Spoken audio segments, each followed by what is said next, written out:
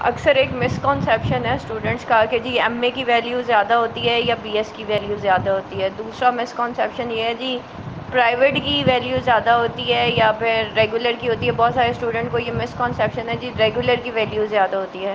Regular private B S M A masters simple masters 2 years degree program یا B S اس طرح سے کہ کچھ ایسا نہیں ہوتا.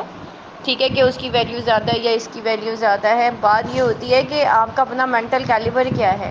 کیونکہ اگر آپ نے گورنمنٹ جاب دینی ہے تو وہی پی پی ایس سی کا ٹیسٹ ہوتا ہے جو آپ نے دینا ہوتا ہے. ٹھیک ہے انٹرویو میں آپ کی کمیونیکیشن اسکلس کام آتی ہیں. آپ کی ڈگری تو بس وہ دیکھا ہوتا ہے کہ جی انہوں نے ماسٹرس کیا ہوا بس, یا ان کی جو ڈگری ہے وہ 16 ایئرس ایکولنٹ ڈگری ہے بس, دیٹس آل.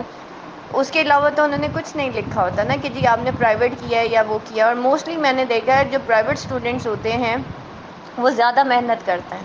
اس کی ایک ریزن ہے, یونیورسٹی جب آپ جاتے ہیں نا تو یونیورسٹی میں اور بہت ساری ایکٹیویٹیز ہو رہی ہوتی ہیں.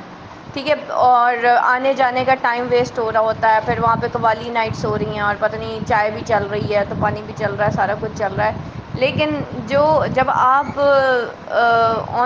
یہ جو ہے پرائیویٹ پڑھتے ہیں تو آپ گھر میں بیٹھ کے فوکسڈ ہو کے ایک ہی جگہ پہ طریقے سے پڑھتے ہو اور آپ زیادہ نمبر لے لیتے ہو ریگولر اسٹوڈنٹ سے. ٹھیک ہے, اور ایون پرائیویٹ اسٹوڈنٹ کو میں نے یہ دیکھا کہ وہ یوٹیوب سے ادھر ادھر سے سرچ آؤٹ کر کے نا بہت زیادہ کچھ سیکھ لیتا ہے. جبکہ جو ریگولر اسٹوڈنٹ ہوتا ہے نا وہ بس کہتا ہے کہ بس ہمیں سر نے اتنے نوٹس دیے تھے بس ہم نے ادھر سے ہی کرنا ہے.